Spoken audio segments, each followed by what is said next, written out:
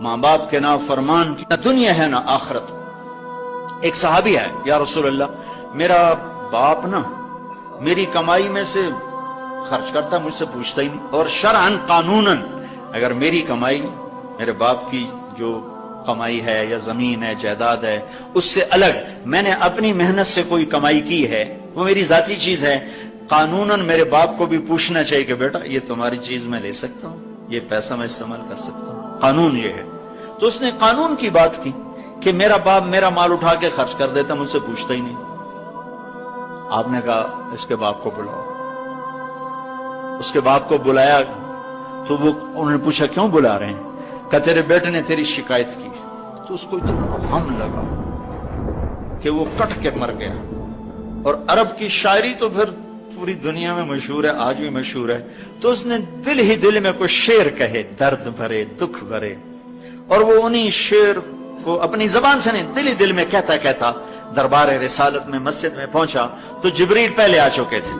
کہنے لگے یا رسول اللہ تعالیٰ فرما رہے ہیں کہ آپ اس سے کہیں کہ پہلے وہ شعر سنا جو تیری زبان سے تو ادا نہیں ہوئے، تو تیرے رب نے عرشوں پہ سن لیے ہیں۔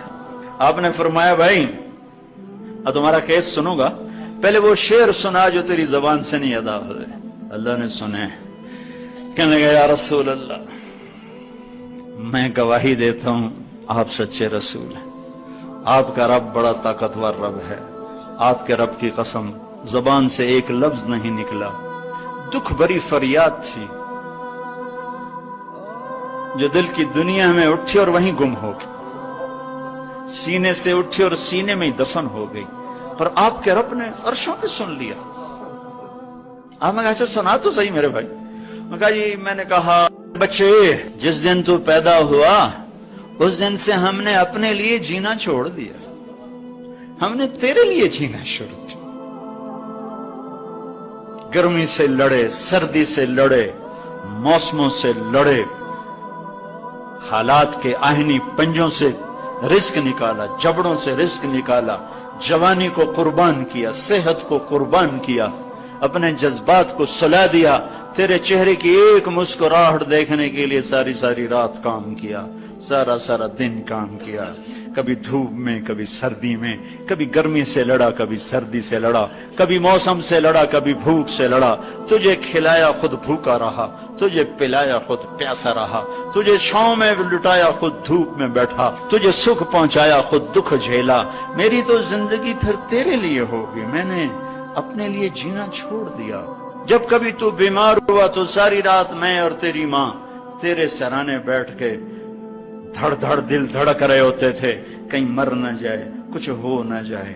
ہسپتال پہنچے، ڈاکٹر کو بلاؤ، ٹیکسی بلاؤ، گاڑی بلاؤ، رکشہ بلاؤ، جلدی سے ہسپتال پہنچاؤ۔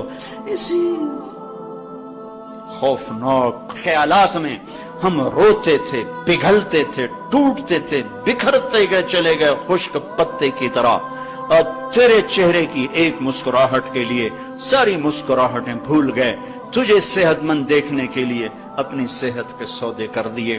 اور اس طرح ایک دن نہیں گزرا، یہ شب و روز گزرے، دن اور رات گزرے، لیل و نہار گزرے، بہار و خزاں گزری، رت بدلی، موسم بدلے، بادل اندھیری بارش آئے اور گئے، یہاں تک کہ تو پروان چڑھتا گیا، میں ڈھلتا گیا، تجھ میں جوانی میں رنگ بھرا اور بڑھاپے نے میرے سارے رنگ نوچ لیے۔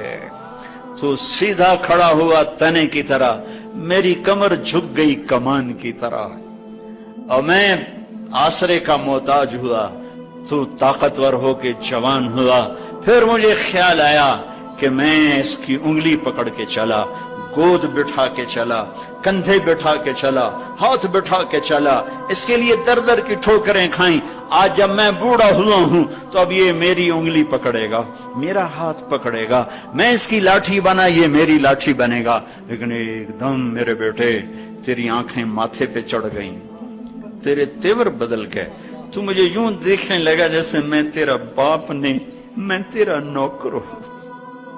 تو میں نے اپنی زندگی کو جھٹلا دیا اور میں نے کہا میں خواب دیکھ رہا تھا کہ میں باپ ہوں۔ نہیں، میں باپ نہیں، میں نوکر ہی ہوں۔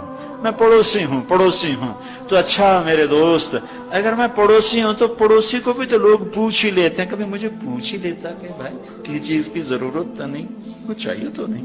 یہ اتنے درد بھرے اشعار ہیں کہ میرے تو اتنی فصاحت نہیں کہ میں اس کا ترجمہ کر سکتا، لیکن یہ وہ اشعار تھے کہ میرے نبی زار و قطار روتے اور آپ پھوٹ پڑے اور آپ کی داڑھی آنسوں سے تر ہو گئی اور آپ نے اس کو گریبان سے پکڑا اور یوں جھٹکا دے کر اٹھ جا، دفع ہو جا، انت و مالک لابیک، تو باپ کے خلاف مقدمے کرتا ہے، نکل جا، تو اور تیرا سب کچھ تیرے باپ کا ہے۔ یہ صرف روز شب قدر سے متعلق نہیں ہے کہ ماں باپ کا نافرمان ہے تو اس کی شب قدر برباد ہو گئی، ماں باپ کا نافرمان ہے تو سب کچھ برباد ہو گیا۔